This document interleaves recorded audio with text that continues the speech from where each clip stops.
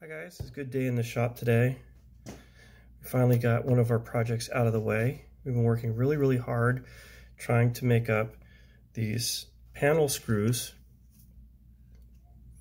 Sorry, that's a little out of focus there. The very special panel screw, the 1032, and a panel screw. And this will go on one side of a rack plate. And this dude, where's my camera at? This is the dude that goes on the other side. Sorry, I don't really know where the camera's at. I guess it's that one? You're the camera? Okay.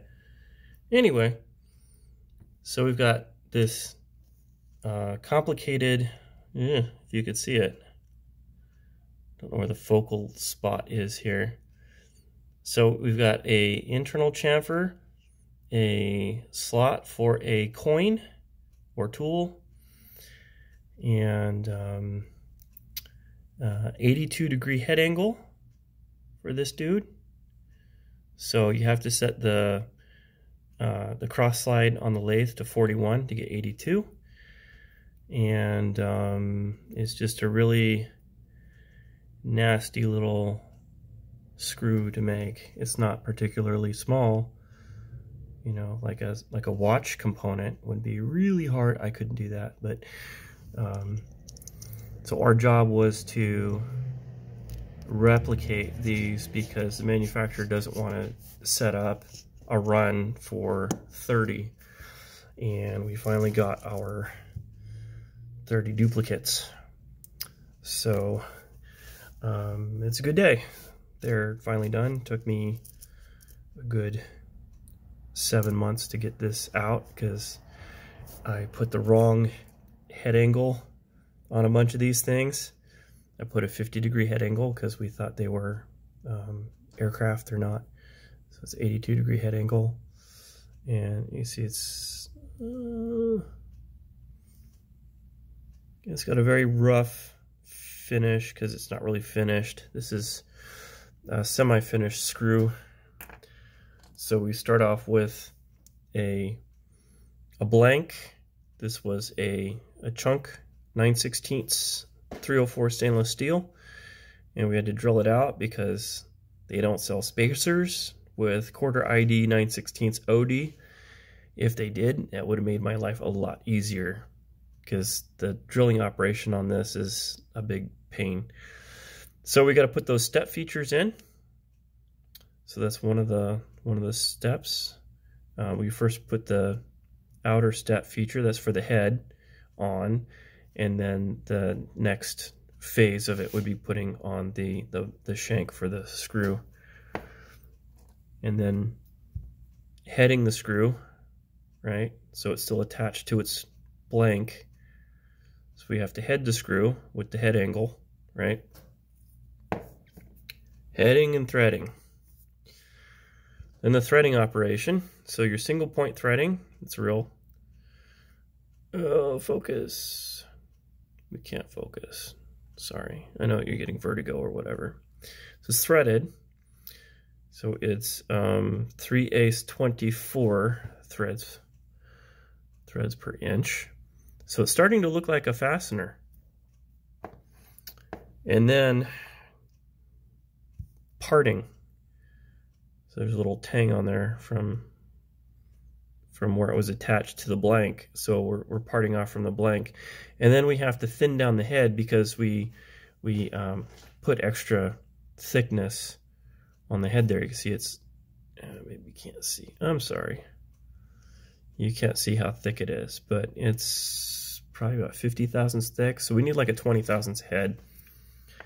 And then after we head it down, so we headed it down, profiled it to the head thickness, and then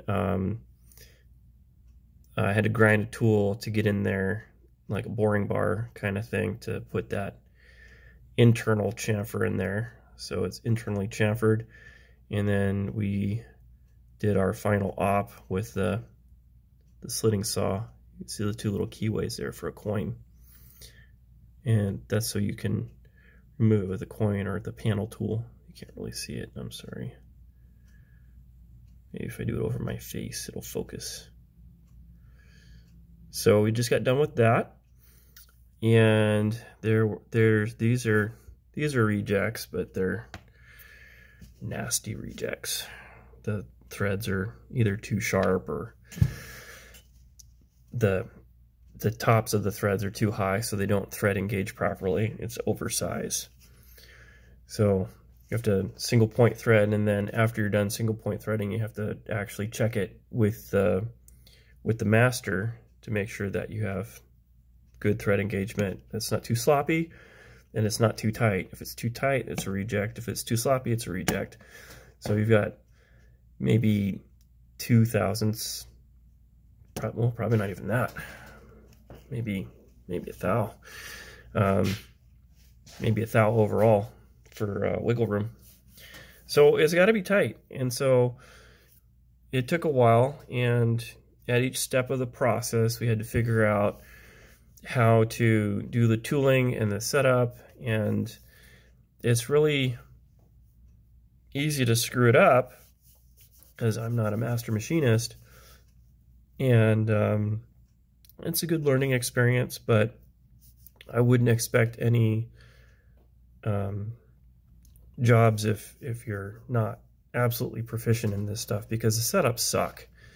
You have to do each operation serially. So unless you have like a turret on your lathe that you can do the turret operations on. But even then, you have to set the whole thing up, and you're gonna have to run a bunch of blanks off before you know if it's set up right or not. So we're finally there. We've got our 30. Actually, we've got 33 in case we have, in case one gets lost, or in case one of the good ones is a reject. So that's another thing. If you're going to make a batch, you got to make a bigger batch than what your order is, because you're going to have rejects no matter what. You got to prepare for that. This was a major pain. We had to start with a solid rod, cut it into blanks, and then do all the profiling work on each blank. So there was a lot of frustration involved. I definitely would not recommend making screw products in your garage. It's not a good use of your time. My guy needed these because you can't get them. So these are unobtainium, completely unobtainium. You can't get these. There's no way. You can't get this. This is a $150 screw. That's my labor cost. Each one of these, $150 a piece. Because this is batch 3 of 2 batches I completely ruined. And the tooling and my time and screwing around trying to figure out the process. $150 for one screw.